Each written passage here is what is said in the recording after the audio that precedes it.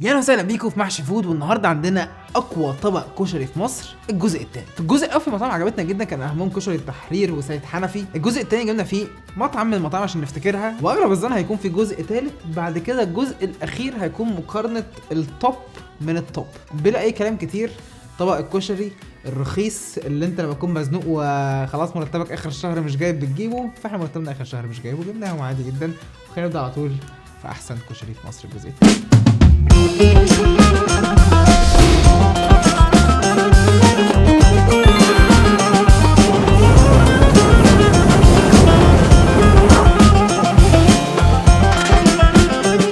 كده بأسوأ خدمة عملاء وهم توم اند بصل. الناس دي انا كلمتهم في التليفون، قعدت 10 دقايق بطلب المكالمة. يعني عايز اقول لكم بقية الحاجات التانية افريج من 40 ثانية لدقيقة كل دول، وكل واحد من دول 40 ثانية دقيقة ماكسيمم. ده قعد فيه 10 دقايق بطلب الاوردر، والراجل في النص يقول لي لا احنا مش بنوصل، وقفل السكة في وشي. بعد كده كلمت تاني قال لي يا باشا انت مش معانا. قلت له انا بكلم الرقم الساخن، انا عارف ان رقم فرع. قال لي طب خد رقم الفرع، وفي النص قال لي لا ده بيوصل. حاجة كده كانت في منتهى قلة الادب يعني.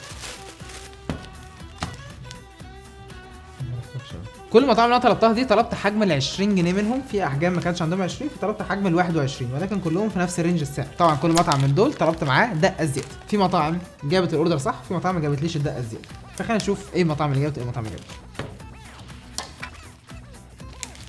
مبدئيا توم بصل هم اغلى مطعم ب 41 جنيه، والدقه الزياده هي الطبق ده، ودي الدقه الاصليه اللي بتيجي معاها. ما فيهاش اي قطع توم خالص. ندوق. تعالى ناخد كده هنا الدقة التوم فيها لا هنا التوم حلو، هنا التوم باين، هنا التوم بص بص بص بص بص كده، هنا التوم باين. تعال ندوق بقى. مبدئيا كده انا جعان قوي، الساعة دلوقتي 10 بالليل وانا لسه ما اتغديتش، فدي الوجبة الغداء بتاعتي، فانا لسه مفتوحة جدا للاكل. طبق كشري عادي مش مميز، مش سيد حنفي والليمونة الزيادة والطعم كده.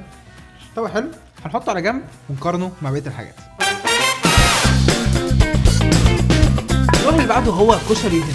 كشري هند ده العلبه ب 20، طلبت معاه دقه زياده، ما جابش الدقه الزياده، وجايب معاه الصلصه ومعلقه بلاستيك من غير كيس من غير حاجه، وكان سعر الاوردر كامل كان 28 جنيه. وهنا بقى يبدا نشوف اول اختلاف.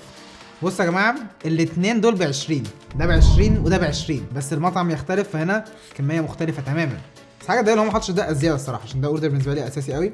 بس انا عايز اقوله برضو ان الاوردر ده وصل في 14 دقيقه بس، 14 دقيقه وانا عملته، فده رقم تحفه الصراحه.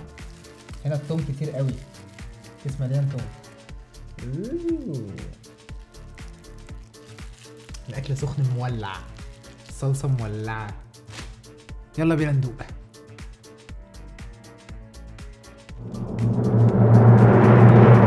الكشري طعمه مش حلو، البصل طعمه حلو محمر حلو، يعني عجبني هنا البصل مسكر اكتر كده من التوم البصل. بس الكشري نفسه تحس ان هو مش ماسك في بعض، الطعم مش متناسق مع بعضه. لا كطعم توم البصل احلى كتير الصراحه. والصلصه برضو الصلصه مش الصلصه تحس يبقى شويه.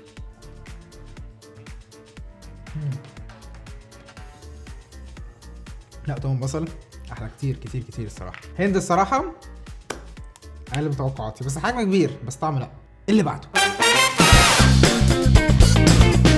ثالث مطعم طلبناه هو كشري التحرير، وصل في نص ساعة وكان ثمنه 37 جنيه، وكان تقريبا الطبق اللي احنا طالبينه ده هو اصغر حجم طبق عنده، اللي هو طبق ب 20 جنيه. ولكن من الفيديو اللي فات كشري التحرير ليه كام حاجة مميزة. اول حاجة الباكجينج بتاعه نظيف قوي قوي قوي قوي، خصوصا البصل اللي بيتحط لوحده ده.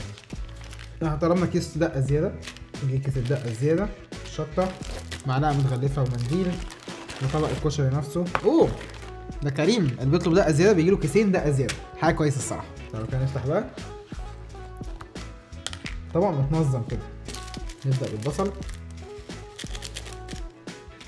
نحط الدقه مليانه توم، مليانه توم مليانه توم على الوش كده، اللي هو ايه هيبسطك وهيضايق الناس التانيه، بس هيبسطك انت. انا كمان لسه واكل كشري. الصلصه يا جماله يا جماله يا جماله، انا حاسس ان ده هيطلع حلو قوي. خلينا ندوق. متحمس قوي بصراحه، انا عارف طعمه كان الاحلى المره اللي فاتت اعتقد. رهيب يا جدعان رهيب. كشري التحرير فعلا مميزين، اغلى كتير من التانيين على فكره، بس الحجم برضه مش وحش. رهيب هي الصلصه بتاعته محتاجه تزيد شويه عامه. الصلصه بتاعته قليله قوي يعني، باقيين مزودين في الصلصه ده ما جاش. انا اوريدي خلصت الصلصه اللي على وش بوز. مفيش صلصه تاني، انا خلصت الصلصه كلها. كشري التحرير احلى واحد لغايه دلوقتي. على فكره كحجم هو مبطط شويه بس فرق مش كبير قوي يعني، ممكن يكون قد تومن بصل. ممتاز. ودقه زياده، شطه، باكجنج محترم جدا. لغايه دلوقتي كشري التحرير الصراحه تحفه. يا جماعه برضه عايز اقول حاجه، كشري التحرير احلى خدمه عملاء يعني دلع. كلمت الراجل مساء الخير اهلا بحضرتك يا فندم، ممكن اخد الاوردر بتاعك. الراجل بيتكلم طريقه هاديه محترمه جدا، عجبتني قوي قوي الصراحه يعني، ممتاز. نروح بعد كده المطعم غريب. انا قلقت الصراحه، حسيت ان هم بيعملوا الكشري في المطبخ عندنا، اللي هو مش فاهم. الراجل ده وصل الاوردر في 8 دقايق ونص بالظبط. انا قفلت المكالمه 8 دقايق ونص الباب بيخبط، اللي هو حضرتك وصلت، حضرتك كنت يعني قاعد مستني على الموتوسيكل مثلا والتاني حط لك بعد كده. والمكان مش قريب قوي، المكان انا لو رحت بالعربيه هاخد 10 دقايق ربع ساعه. فانا مش فاهم ازاي قدر يوصل الاوردر ده في 8 دقايق ونص، اقل من 9 دقايق بجد. لازم يكون ناسي حاجه يعني، مش عارف. الدقه الزياده، الشطه، الصلصه، المعلقه، ما نسيش حاجه يعني. جاب الاوردر تمام يعني، مش فاهم يعني انا استغربت. اوكي، بصل مليان، دي حاجه حلوه الصراحه. الراجل ده كريم قوي في الصلصه يا بابا، بس ده راجل كريم قوي. بص الريشه قد ايه. كده ما فضلش غير الطعم يعني. الراجل وصل بدري، كان صلصته كتيره ودقته صح والاوردر مظبوط، طعمه بقى مظبوط، وتكون الدنيا كملت يا رب. نزود الكمون قوي. هو عليه كمون كتير قوي. ومن امتى الكشري بيتعمل بالكمون؟ مش باخد بالي عامة. هو حلو بس مش كده يا جدع يعني. لو هرتبهم لحد دلوقتي: تحرير، تومن بصل، الزعيم. معلش حبيبي صدقني انت جامد وارخص واحد، بس انت اسوأ واحد. كده فاضل المحل الاخير، كشري الشيخ. وصل في 27 دقيقة وثمنه 31 جنيه بالدقة الزيادة والتوصيل وكل حاجة، والطبق اللي ب 20 جنيه طبعا. الدقة بس هي شكلها عبارة عن توم بس، ما عنديش مشكلة الصراحة. الدقة بحبها جدا. والدقة الزيادة بالسلام. ايه الحلاوة دي؟ الراجل ده كريم قوي في الشطة برضه، فاكر ما قلتلوش شطة زيادة، بس انا بحب احط شطة كتير. انا بحط شطة اصلا، بس كتر خيرك. صلصة تاني.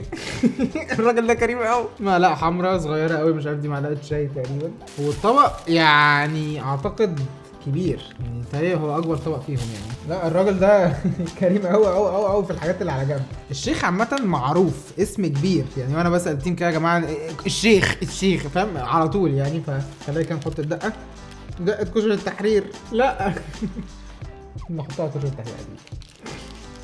نحط دقة الشيخ الكبيرة، نحط صلصات الشيخ. الراجل كريم قوي. انا بجد بحب قوي قوي قوي لما يزودوا الصلصة. انا الشيخ لحد دلوقتي اكتر مطاعم مكيفاني. طبق كبير، صلصة كتير، وصل في وقت متوسط. واخر بقى مطعم عايزين نقفل بحاجة بقى. بصل كتير قوي، تعملوا بصل واحد جامد. يلا بينا. ايه الجمال ده؟ ايه الطعابة والحلاوة دي اقسم بالله. البصل فظيع.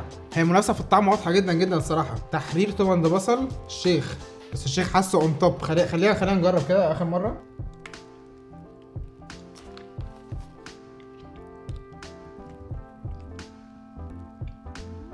جاهز؟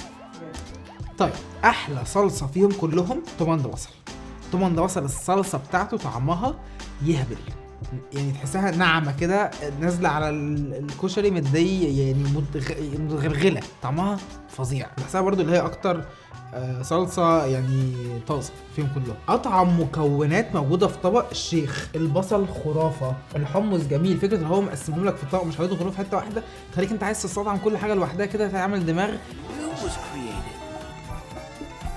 الشيخ بيخلق لك ده. كشري التحرير معروف الطعم بتاعه حلو يعني. كشري التحرير انا عارف ان هو طعمه حلو، عارف ان انا جربته مئات المرات وعارف طعمه كويس جدا. كشري التحرير لو انا اختار طبق واحد من الثلاثه دول، توم البصل اغلى واحد، اصغر حجم، خدمه عملاء بشعه واكتر واحد اخد وقت عشان يوصل حاجه و40 دقيقه. كل الناس تانية محترمه جدا، 10 دقايق عشان اطلب الاوردر. انا بس متضايق جدا من تجربه العميل وانا بشتري، بس الكشري طعمه مش وحش. اعتقد ان الاوردر بتاعي لو طبق كشري الجزء الثاني هيكون من الشيخ. فظيع فظيع فظيع فظيع وكريم قوي بجد، كريم جدا جدا. اللي هو طبق الصلصه الثانيه لا وسعره افريج، يعني سعره مش كتير. ده ارخص حجم بالنسبه للكميه، يعني ده 20 جنيه وبيديك اكبر حجم لو انت جعان قوي. ده برضه كبير قوي. بس اعتقد الاوردر بتاعي هيكون من كشري الشيخ. وده كان الجزء الثاني من احسن كشري في مصر. هنعمل الجزء الثالث وبعد كده هنعمل الفاينل راوند منهم كلهم. لو عجبك الفيديو لازم تعمل لايك، تشترك هنا في القناه واتفرج على الفيسبوك، اعمل تاني للناس اصحابك في الكومنتس عشان الفيديو واشوفكم في الفيديو.